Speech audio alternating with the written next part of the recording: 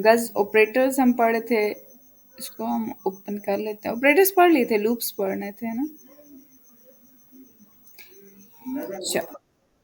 मलाइका, हमने वो lecture record किया, सो डोंट टेक टेंशन, इंशाल्लाह सून मैं उसको अपलोड कर दूंगी चैनल पे। एक्चुअली मेरे पास टाइम नहीं मिल रहा है, मैं समझ नहीं आ रही मैं कैसे मैनेज करूँ। अभी भी मुझे मैसेजेस। बस बिस्मिल्लाहिर्रहमानिर्रहीम, यहाँ पे पढ़ लेते हैं। हमारा है लूपिंग, ठीक है। Loops in JavaScript are used to reduce repetitive tasks by repeatedly executing a block of code as long as a specified condition is true. This makes code more concise and efficient. In JavaScript, there are three types of loops. अच्छा, simple बात आते हैं। हम C plus plus को अपने remind करते हैं। आपको पता है सी प्लस प्लस में लूप क्या करते थे, ठीक है। अगर हमें 10 दफ़ा लिखना होता था हेलो वर्ल्ड, तो हम 10 दफ़ा वैसे अगर सी आउट हेलो वर्ड 10 लाइन्स में लिखेंगे तो दैट टेक्स टाइम टेकिंग। लेकिन अगर हम लूप लगा के उसमें लगा देंगे, हेलो वर्ड लिख देंगे, तो वो मोर इजी है ना गर्ल्स, ठीक है। अब जावास्क्रिप्ट, अच्छा लूप्स रियल लाइफ में कहाँ यूज हो रहे हैं? अगर आपको याद हो तो मैंने आपको दिखाया था कि हम कैसे लूप्स रियल लाइफ प्रोजेक्ट में यूज करते हैं। बिल्कुल हमारा कोड कहाँ से आ रहा होता है? डेटाबेस से आ रहा होता है। थोड़ा आहिस्ता कर दे अच्छी। तो हमारा कोड कहाँ से आ रहा होता है? तो डेटाबेस से आ रहा होता है। और डेटाबेस में क्या होता है कि एक रिकॉर्ड 10 20 नहीं होते, लाखों के हिसाब से होते हैं, ठीक है। तो वो लूप के थ्रू ही हम सारा कोड हमारे सामने नजर आता है। अब ये जो आपके सामने सारा डाटा आ रहा है ना, ये भी लूप के थ्रू ही आ रहा है, ठीक है। आप जब एक टैब से दूसरे टैब में सर्च कर जाते हैं और वहां पे जो डाटा आता है वो सारा लूप के थ्रू आता है। आपका जो, अगर आप कुछ सर्च करते हैं और सर्च करने के बाद आपके पास जो रिजल्ट आते हैं वो रिजल्ट भी लूप के थ्रू आते हैं, ठीक है। आपको हर चीज में लूप लगा होता है, एटलीस्ट लगा होता है, ठीक है। अब फॉर लूप, अब 3 तरह के लूप है। 3 तरह के लूप कौन कौन से? इनके पास पहला है फॉर लूप। फॉर लूप में आपको पता है कैसे होता है। हम जैसे वेरिएबल टाइप लिखते थे ना गर्ल्स, तो यहाँ पे हमने कल पढ़ा था कि हमारे पास 3 वेरिएबल टाइप हैं। एक तो आप बिल्कुल वेरिएबल टाइप दे ही ना, वो है ऑटोमेटिकली, वो हमने नहीं यूज करना। वार था, वार भी हमने नहीं यूज करना। फिर दूसरे 2 बच जाते हैं, एक लेटर और कॉन्स्ट है। कॉन्स्ट हम नहीं यूज कर सकते क्योंकि उसकी वैल्यू हम चेंज होती रहती है। तो हमारी यहाँ पे, क्योंकि लूप में आपको पता है ना वैल्यू चेंज होती है, पहले 1 होगी, फिर 2 होगी, फिर 3 होगी, होती है ना। तो हम कॉन्स्ट नहीं यूज कर सकते क्योंकि हमारी वैल्यू नहीं चेंज होती, इसलिए हम सिर्फ फ्लैट यूज करते हैं। उसके बाद हम क्या करते हैं? इनिशियलाइजेशन करते हैं, उसके बाद कंडीशन देते हैं और उसमें इंक्रीमेंट या डिक्रीमेंट करते हैं, पता है ना। तो सेम वो चीज आपकी यहाँ पे जावास्क्रिप्ट में भी आ रही है। यहाँ पे अपने अकाउंट लिखा है, आई लिखा है, आई 1 है तो 1 आ जाएगा, 2 है तो 2 आ जाएगा, 3 है तो 3 आ जाएगा। आई थिंक मुझे ये बताने की जरूरत नहीं है। सेम वो चीज देखो, इनिशियलाइजेशन, कंडीशन एंड इंक्रीमेंट और डिक्रीमेंट हो रहा है। Clear girls? For in loop दूसरा है। For in loop, for in loop कहता है iterates over the enumerable keys of an object. The below JavaScript program for in loop iterate for over the keys of the person object and prints each key with its corresponding values. जैसे name है, उसके बाद Alice ELISA जो है वो नाम है, ठीक है। एज, सिटी, ये 3 है। ये एरे है, आपको पता है ना ये एरे है, ठीक है। ये एरे है, लेकिन एरे में क्या होता है? सेम टाइप के डेटा देते हैं ना हम, ठीक है। लेकिन यहाँ पे एरे कौन सी है? जिसमें हम डिफरेंट टाइप के डेटा दे रहे हैं, ठीक है। ये देखो, ये स्ट्रिंग है, ये भी स्ट्रिंग है, लेकिन ये क्या है? स्ट्रिंग नहीं है, ठीक है। और ये की वैल्यू पेयर है, ये की है, ये वैल्यू है, ये की है, ये वैल्यू है। ये पता है ना की वैल्यू पेयर? पता नहीं पता गर्ल्स, यहाँ पे की वैल्यू पेयर यूज हो रहा है? नहीं पता तो बताओ, मैं बताती हूँ। ओके, मैं बताती हूँ आपको। कैसे बताऊँ? हम्म,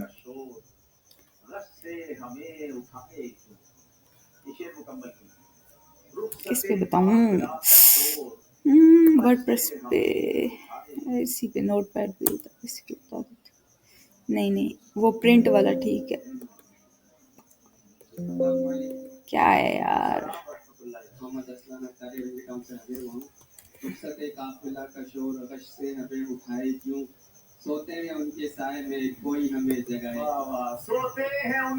तेरी ये सारी चीज मैंने आपको अल्लाह जी। अच्छा मैं दोबारा समझा देती हूँ। की वैल्यू पेयर क्या होता है? जैसे हम वेरिएबल लेते थे एक्स, नेम और कुछ लिख देते थे। इसी तरह एक्स इज इक्वल टू 7 लिख दिया, name is equal to Inara रख लिख दिया। तो हम जो वेरिएबल का नेम होता है उसको की कहते हैं, जो वेरिएबल की वैल्यू होती है उसको वैल्यू कहते हैं। ठीक है, यहाँ पे इनारा जो है वो वैल्यू है और 7 जो है वो वैल्यू है, एक्स जो है वो की है और नेम जो है वो की है। ठीक है, तो यहाँ पे इसी तरह नेम जो है वो की है और अलीसा जो है वो वैल्यू है। सेम एज भी की है, 22 वैल्यू है, सिटी की है और दिल्ली वैल्यू है। यानी वेरिएबल्स नेम कौन से हैं? नेम, एज और सिटी वेरिएबल्स नेम है। वैल्यूज कौन सी है? अलीसा, 22 और दिल्ली वैल्यूज हैं। ठीक है, अब ये एक एरे में और एरे का नेम है पर्सन। अब यहाँ पे उन्होंने किया है कि फॉर में आपने लिखा लेट में आपने क्या किया? की है, की आपकी कौन सी है? नेम वाली। और इन पर्सन में क्या आ रहा है? आपकी वैल्यूज। ठीक है, अब उसने की लिखा, की के आगे आपने ये डाल दिया, कॉलन डाल दिया और पर्सन के आगे की लिख लिया। अब जो नेम है ना, ये की जगह क्या प्रिंट होके आ रहा है? ये वाला नेम। ठीक है, यानी की प्रिंट होके आ रही है। और की पर्सन के अंदर जो की लिखा हुआ है इसकी जगह पे क्या आ रहा है? की वैल्यू प्रिंट होके आ रही है। आ रही समझ? अब देखो की जगह एग्जैक्ट वो चीज आ रही है। अब अच्छा इसको रन करके देखते हैं, मैं आपको दिखाती हूँ। अब देखो यहाँ पे नेम अलीसा वैसे ही आ रहा है, नेक्स्ट लाइन पे आ रहा है क्योंकि यहाँ पे अलाइनमेंट सही नहीं हुई। अच्छा अब यहाँ पे हम लेट्स सपोज मैं इसका चेंज कर लेती हूँ, नेम की जगह कर देती हूँ फर्स्ट नेम। ठीक है, अब रन करके देखते हैं। आपको देखो की वैल्यू क्या आ गई? First name. ठीक है, सही हो गया? समझ आ गई ना? ये फॉर इन लूप कैसे काम करता है? पहले फॉर लगता है, फिर हम वेरिएबल नेम लेते हैं, फिर उसके बाद की आती है, की का की वर्ड आता है। ठीक है, की वर्ड आता है, फिर इन आता है और उसके बाद आपकी एरे का नेम आता है। ठीक है, ओके, उसके बाद हम देखते हैं, ये देखो की, फिर इन, फिर ऑब्जेक्ट। और ऑब्जेक्ट हमारा कौन सा है? ये वाली वैल्यूज। वैल्यूज हमारे क्या है? ऑब्जेक्ट है।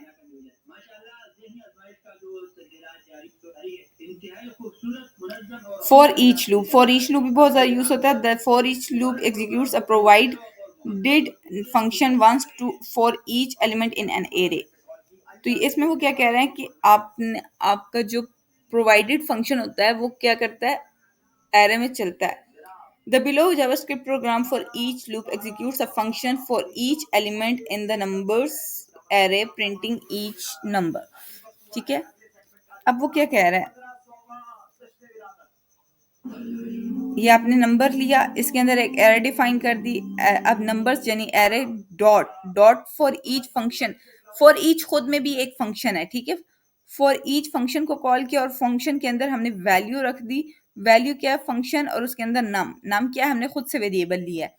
और कंसोल डॉट लॉग करवा के इस नम को कॉल किया। ये नम क्या कर रहा है? बेसिकली इस नंबर्स में जाके ईच नंबर को प्रिंट करवा रहा है। ईच चीज को एक एक बार जाता है और एक एक चीज को उठा लाता है। ठीक है, ये देखो, अब मैं यहाँ पे अगर 40 ऐड करती हूँ ना, तो ये नजर आ रहा है।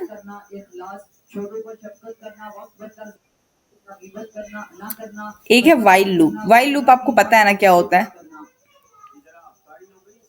पता है ना, पहले इनिशियलाइज कर देते हैं, फिर कंडीशन देते हैं और उस लूप के अंदर जाके एंड पे आइटरेशन इंक्रीमेंट डिक्रीमेंट करते हैं। ठीक है, पता है ना? ये डू वाइल लूप भी पता है, सेम चीज है, वाइल लूप की तरह होता है डू वाइल लूप। इसमें क्या होता है? पहले इनिशियलाइजेशन होती है, फिर फर्स्ट आइटरेशन रन होती है, उसके उसके अंदर ही इंक्रीमेंट या डिक्रीमेंट होता है और आखिर पर कंडीशन चेक होती है। अच्छा, ये हमने रन तो कर लिया, लेकिन इसको हम प्रैक्टिकली भी देख लेते हैं। पहले फंक्शंस वगैरह मोटे मोटे कर लेते हैं ना, उसके बाद देखते हैं। ठीक है, करूँ? बिस्मिल्लाह। Function in JavaScript. Function in JavaScript are reusable blocks of code designed to perform specific tasks. हमें पता है हम function क्यों बनाते हैं ताकि उस चीज को बार बार यूज कर सके बार बार कॉल करके. They allow you to organize, use, and modularize code. It can take inputs, performs actions, and return outputs. ये क्या होता है? बार बार रीयूज होते हैं और मॉड्यूलराइज होते हैं, ठीक है. और ये क्या कहते हैं, इनपुट लेते हैं, एक्शन परफॉर्म करते हैं और आउटपुट दे देते हैं. सिंपल इनका यही काम होता है, ठीक है. अंडरस्टैंडिंग फंक्शंस, तो बेसिकली फंक्शन तो हमें पता है, लेकिन हमें सिर्फ ये देखना है कि हम जावास्क्रिप्ट में कैसे बनाते हैं. तो जावास्क्रिप्ट में क्या होता है कि आप पहले फंक्शन का कीवर्ड लगाते हो, फिर फंक्शन नेम लिखते हो. कल भी हमने ये चीज की थी, ठीक है. हाँ, कल हमने ये नहीं पढ़ा था कि वो करते कैसे हैं, लेकिन हमने किया था. हम फंक्शन लिख रहे थे, साथ टेस्ट लिख रहे थे, साथ कोई वेरिएबल दे रहे थे या नहीं दे रहे थे, लेकिन अंदर कंसोल वगैरह लगा रहे थे ना गर्ल्स. और फिर यहाँ पे मैंने टेस्ट करके कॉल कर दिया था. तो यहाँ पे देखो, आपने फंक्शन कीवर्ड लगाया, यहाँ पे उसका फंक्शन का नेम लिखा, यहाँ पे आप पैरामीटर पास कर रहे हो, उसके अंदर कुछ भी आप करवा रहे हो, ठीक है. जैसे हम सिंपल सी आउट करवा रहे हैं, एक अगर सिंपल ले लें, कंसोल डॉट लॉग का मतलब है सी आउट करवाना, ठीक है. अब आपने क्या किया, उस फंक्शन को कॉल कैसे करेंगे, सिंपल फंक्शन का नेम लिखेंगे. अगर तो वो वेरिएबल ले रहा है तो आप वो वेरिएबल पास कर दोगे. अगर वेरिएबल नहीं ले रहा तो सिंपल खाली ब्रैकेट्स रहेंगे, ठीक है. ओके, तो हम कहाँ पढ़े थे, यहाँ पे पढ़े थे. इसको क्लोज कर देते हैं, ठीक है. पहली चीज पैरामीटर है, आपको पता है. दूसरी चीज आर्गुमेंट है, ये भी आपको पता है. डिफॉल्ट पैरामीटर क्या होता है? डिफॉल्ट पैरामीटर ये होता है कि आप उसी वक्त आप पैरामीटर कोई दे दें, ठीक है. Return statements The return statement is used to send a result back from a function. अगर आप रिटर्न का वर्ड यूज करेंगे तो आपके पास फंक्शन में क्या हो जाएगा, रिजल्ट आपके पास यहाँ आ जाएगा, ठीक है. जैसे कि आपने लेट किया, रिजल्ट किया, उसमें रिजल्ट जो है कि आपका एक कीवर्ड है, उसमें ऐड फंक्शन को आपने कॉल किया और उसके अंदर 2 पैरामीटर पास किया. अब ये क्या करेगा, ये जाएगा ऐड करवाएगा, ऐड फंक्शन में जाके ऐड करवाएगा, जो भी आंसर होगा वो रिटर्न हो जाएगा इसमें रिजल्ट में, और फिर आप रिजल्ट को कॉल कर लोगे, ठीक है. एनोनिमस फंक्शन, ये इंपॉर्टेंट चीज है, ये हमें पता होनी चाहिए. अच्छा, नेम्ड फंक्शन क्या होता है? A function that has its own name when declared. जो हमने डिक्लेयर करते, it's easy to reuse and debug because the name all shows up in error message और स्टैक. तो यहाँ पे जो हमने किया ना, रिटर्न हेलो कर दिए बस. ये नेम फंक्शन, जैसे हमने यहाँ पे नेम रखा है. एनोनिमस फंक्शन क्या होता है कि आपने क्या किया, इसका कोई नाम नहीं है. अब देखो, फंक्शन के आगे कोई कीवर्ड नहीं लगा हुआ ना गर्ल्स. ओ सॉरी, फंक्शन के सामने ब्रैकेट क्लोज है, इसके अंदर कोई नाम नहीं है ना. जैसे ये फंक्शन के बाद एक नाम है, लेकिन यहाँ फंक्शन के बाद कोई नाम नहीं है. यहाँ पे हमने कॉन्स्ट लिखा, वेरिएबल बनाया, वेरिएबल में हम फंक्शन बना रहे हैं आगे, फंक्शन पूरा. तो ये एनोनिमस फंक्शन है कि ये फंक्शन बनाया और उसके अंदर हाई देयर हो रही है, ठीक है. और ग्रीट, अब ग्रीट के थ्रू हम इस फंक्शन को कॉल कर रहे हैं. इस फंक्शन का बेसिकली खुद कोई नाम नहीं है, लेकिन हमने इसको एक वेरिएबल में स्टोर करवा दिया. इसकी वैल्यू को, जो भी वैल्यू आएगी वो क्या है, इस वेरिएबल में स्टोर होगी, ठीक है. ये एक एनोनिमस फंक्शन है. तो यहाँ देख लेते हैं, function that does not have a name, it is usually assigned to variable और used as a call back, ठीक है. या तो कॉल बैक की तरह यूज होता है, या हम इसको किसी वेरिएबल के साथ असाइन कर देते हैं. मैं आपको कॉल बैक का मतलब बता देती हूँ.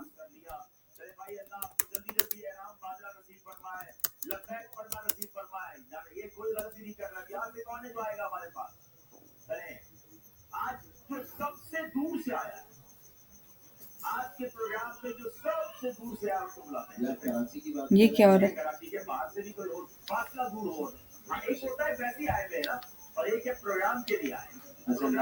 लाहौर भी है, फैसलाबाद भी है, कश्मीर जी, माशाल्लाह कश्मीर. अभी दूर बहुत है, ठीक पहले आप भाई टीम के अलावा यदि आप टीम वाले ना हो और हमारे यहाँ लोग जानवरों में आते हैं, वो भी ना हो, कोर्सेज के लिए ना हो, वैसे दूर से आए. मेरा ख्याल है कराची से जो दूर से आए वो देख ले, मतलब तो ये सारे माशाल्लाह पंजाब कश्मीर का बढ़िया जी. एरिया टाउन दूर है और एक फॉरेन टाउन वाले भी थे, और भी देखे. A callback is a function passed as an argument to another function. ठीक है, वो कहते हैं callback क्या होता है कि एक function है, वो एज एन आर्गुमेंट पाल हम उसको कॉल कर रहे हैं। ठीक है, आर्गुमेंट को पता है ना, आर्गुमेंट क्या होता है यहाँ पे। ठीक है, अब यहाँ पे देखो, which is then executed yani called back after the main function has finished its task. It's commonly used in JavaScript and other languages to handle asynchronous operations. Asynchronous operations आपको पता है ना कौन से होते हैं, जो लाइन में नहीं लगे रहते हैं, बल्कि एक टास्क कंप्लीट हो गया फौरन दूसरा हो जाएगा। ठीक है,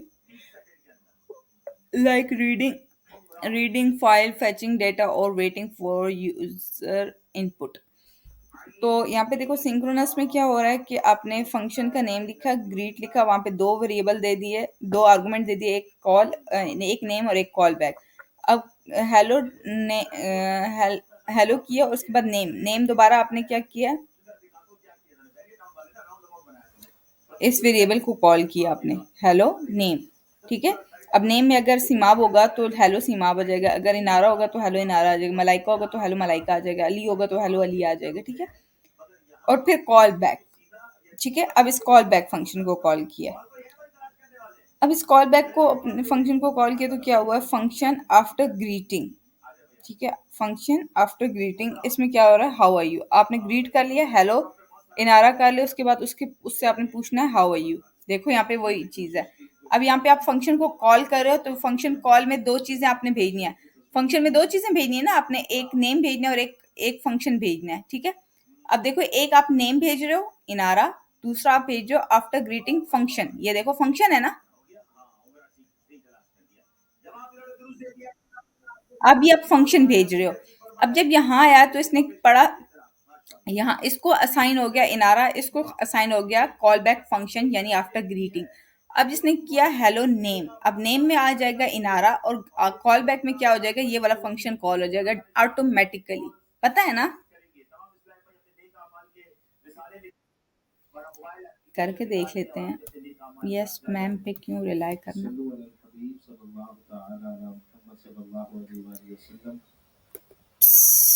एक तो मेरे प्रोजेक्ट्स खुले पड़े होते हैं। हर नमाज से कबल नमाज की दावत दी, रात में सूर्य मुल्क पढ़ी रसूल ली, हर नमाज के बाद आयतल कुर्सी तस्बीह फातिमा सूरह इखलास पढ़ी। कंजुल ईमान से तीन आयात या सिरातुल जिनान से दो सफ़हात महा तर्जुमा और तफसीर पढ़ी या सुन लिए, सजदे के औरात पढ़े, 313 पार दुरूद शरीफ पढ़े, आंखों को गुनाहों से बचाया।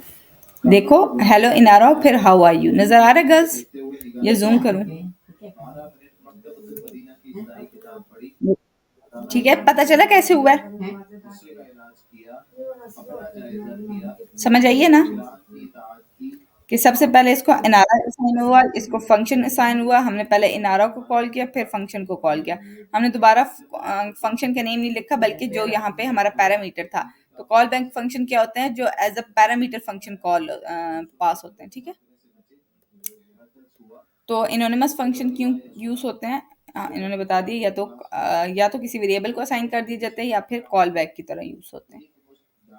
अब फंक्शन एक्सप्रेशन अब ये फंक्शन एक्सप्रेशन मीन्स कि when you assign a function can be name function और एनोनिमस फंक्शन, दो फंक्शन हो सकते हैं टू अ वेरिएबल। ठीक है, अब वेरिएबल को आपने ये ऐड वेरिएबल है और उसको आपने फंक्शन असाइन किया। ठीक है, अब ये फंक्शन कौन सा है, ये एक अनोनिमस फंक्शन है। ठीक है, ये कौन सा फंक्शन है, अनोनिमस फंक्शन है, पता है ना क्योंकि फंक्शन के बाद नेम नहीं लिखा हुआ। ठीक है, can be used by calling that variable, तो हम इस वेरिएबल को कॉल करके इस फंक्शन को कॉल कर सकते हैं। ES6 एरो फंक्शन क्या होते हैं, a new way to write functions using the this arrow function. ठीक है, एरो साइंटेक्स यानी इसमें इक्वल और फिर ग्रेटर देन का साइन आता है। They are shorter and do not have their on this binding which makes them useful in some cases। अब यहाँ पे आपने क्या करना है, सिंपल आपने एक कॉन्स्ट लिया, स्क्वायर लिया, एन लिया, और एन के अंदर आपने कोई फंक्शन का कीवर्ड नहीं यूज किया, बल्कि खुद ब खुद ये वाला एरो लगाया। इसका मतलब ये एरो फंक्शन है, और इस ये एरो फंक्शन क्या करेगा, एन को एन से मल्टीप्लाई कर देगा। आपको पता है स्क्वायर लेने का तरीका है, ठीक है। अब इसने क्या किया कि स्क्वायर को कॉल किया, स्क्वायर में आपने फोर को रख दिया। फोर क्या होगा, ये एन फोर बन जाएगा, और फोर मल्टीप्लाई बाय फोर हो जाएगा। आई बात समझ। ये देखो 16, अगर हम इसको 9 करते हैं, सॉरी गर्ल्स, यहाँ पे आ रही है बात समझ, कि आपने कोई कीवर्ड नहीं यूज करना, कुछ नहीं यूज करना, सिर्फ आपने एरो लगा देना, तो ये इट मींस कि ये एरो फंक्शन है, ठीक है। immediately invoked function expression, IIFE, immediately invoked function, ठीक है। immediately invoked functions are executed immediately after their definition, जैसे ही उसको आपने डिफाइन किया उसके साथ वो यूज हो गया। they are often used to clear isolated scope, ठीक है। इनको कॉल करने की जरूरत नहीं पड़ती, ये फॉर्म हो जाते हैं, एग्जीक्यूट हो जाते हैं। अब कॉल बैक फंक्शन हम पढ़ चुके हैं, और callback function is an argument to another function, ठीक है। ये एक आर्गुमेंट है जो हमें किसी और कंस्ट्रक्टर फंक्शन, कंस्ट्रक्टर फंक्शन क्या होता है, special type of function use to create a multiple objects with the same structure, it's called with the new keyword. अच्छा, मैं आपको ना इसको थोड़ा दिखाती हूँ, इसमें ऑब्जेक्ट का क्या मतलब है, थोड़ा इसमें ना ऑब्जेक्ट का डिफरेंट मतलब होता है।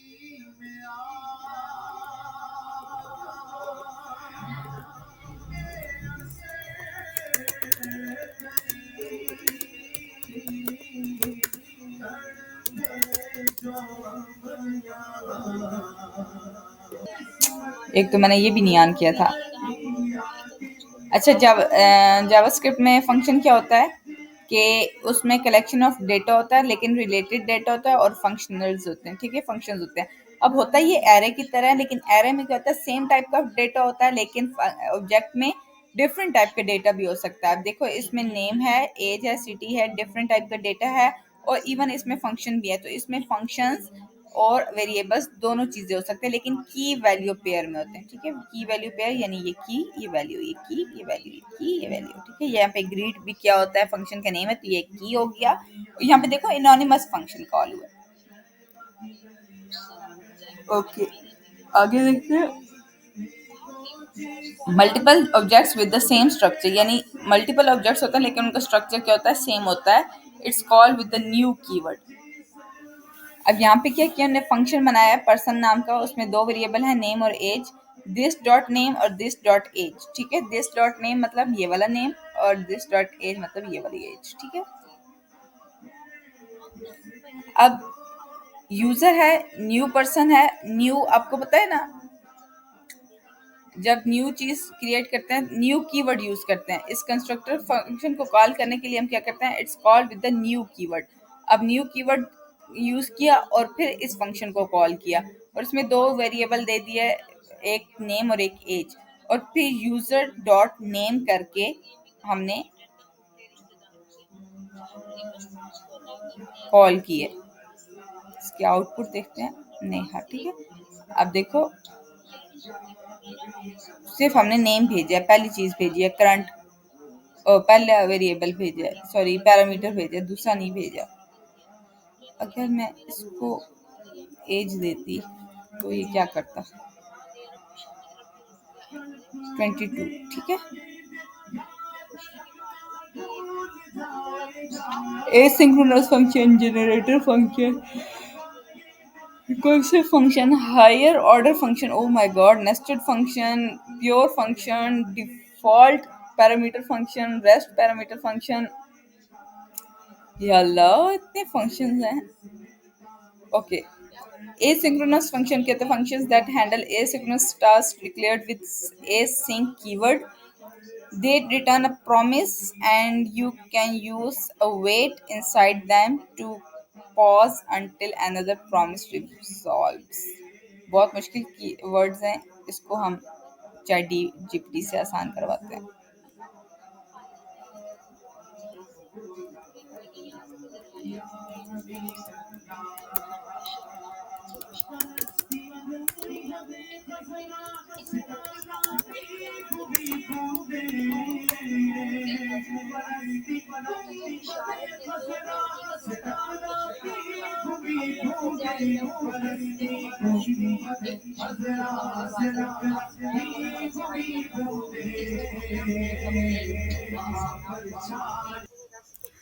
Acha, an async function in JavaScript is a special kind of function that lets you wait for things that take time. This fetching data from a server without stopping the rest of the programs. जैसे कि हमें पता है ए sink जो है वो wait नहीं करवाता किसी चीज को, ठीक है। हम सिंपल वर्ड्स में ये समझते हैं। ए सिंक का हम यही मतलब निकालते हैं। आप देखो यहाँ पे क्या कह रहे हैं कि ए सिंक जो फंक्शन होता है जावास्क्रिप्ट में, वो स्पेशल काइंड का फंक्शन होता है। उसमें क्या होता है, ये lets you wait for things that take time. आप उस चीज के लिए वेट करते हो जो टाइम ले रही होती है, like fetching data from server, ठीक है। Without stopping the rest of the programs, बाकी चीजें चल रही हैं वो चल रही हैं, लेकिन आपका जो टाइम लग रहा है सिर्फ उस चीज पे लग रहा है, बाकी चीजें आपकी वजह से नहीं रुकी हुई होती, ठीक है। Things of like this, you ask your friend the computer to bring some data from the internet. आप अपने किसी फ्रेंड को, यानी आप कंप्यूटर को कहते हैं कि कुछ डाटा मुझे नेट से निकाल के दो, जैसे हम लैपटॉप पे सर्च करते हैं। while your friend is getting it you can keep doing other work। यानी अगर मेरे लैपटॉप से डेटा निकल रहा है, लेट्स सपोज मैंने यहाँ पे डेटा, आपको पता है ना चैट जीपीटी टाइम लगाता है, जब हम उसको क्यूरी देते हैं वो टाइम लगाता है ना,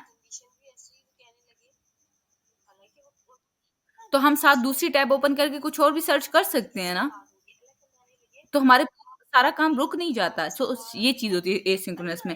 when the data is ready your friend calls you back with the result. तो हम दोबारा जब वापस इस टैब पे आते हैं, चैट जीपीटी पे आते हैं, तो हमारा रिजल्ट हमारे सामने आया हुआ होता है। That's what async await helps to do, ठीक है।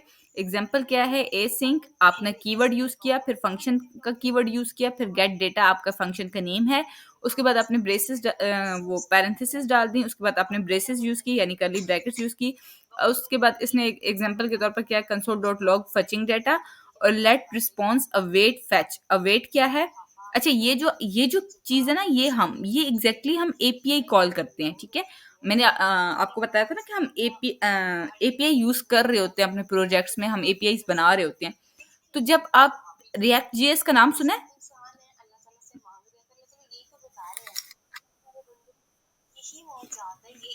React JS basically front end पे होता है, ठीक है। तो जब हम बैक एंड का डेटा लगाते हैं उसके साथ लाते हैं, तो हम इस तरह बैक एंड का डेटा उसमें जाते हैं, यहाँ पे एपीआई डाल देते हैं जो कि यूआरएल होता है। जैसे ये यूआरएल है ना, ऐसे वो भी यूआरएल होता है, ठीक है। एचटीटीपीएस होता है, ठीक है, सिंपल ऐसे ही होता है। एचटीटीपीएस ना भी हो तो ऐसे ही होता है, slash lender dot slash data slash create, इस तरह से पाथ होता है, ठीक है। तो अब यहाँ पे क्या है, लेट रिस्पॉन्स आपने क्या किया है, वेरिएबल का नाम। अवेट क्या है, कीवर्ड है। फेच क्या है, फंक्शन का नेम है। फेच का क्या मतलब है, फंक्शन नेम है, ठीक है।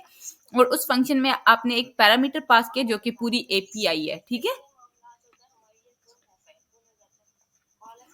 अब यहाँ पे दोबारा है, एक और है, लेट है, उसके बाद डेटा है, उसके बाद अवेट है, रिस्पॉन्स डॉट जेएसएन।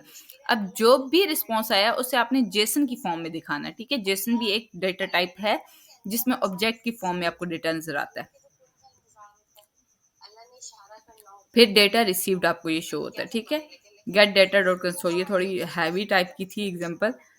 शो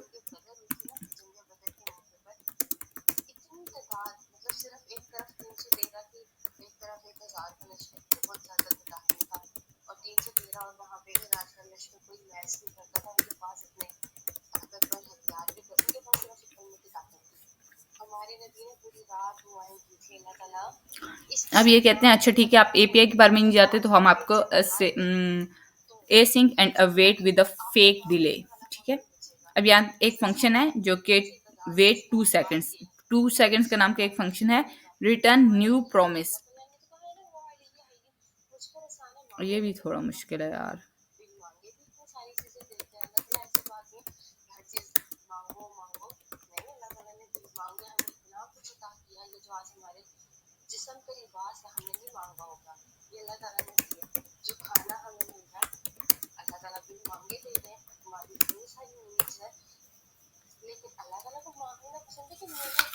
चलो इस पे कल बात करते हैं, ठीक है? अभी के लिए इतना काफ़ी है। अल्लाह हाफ़िज़।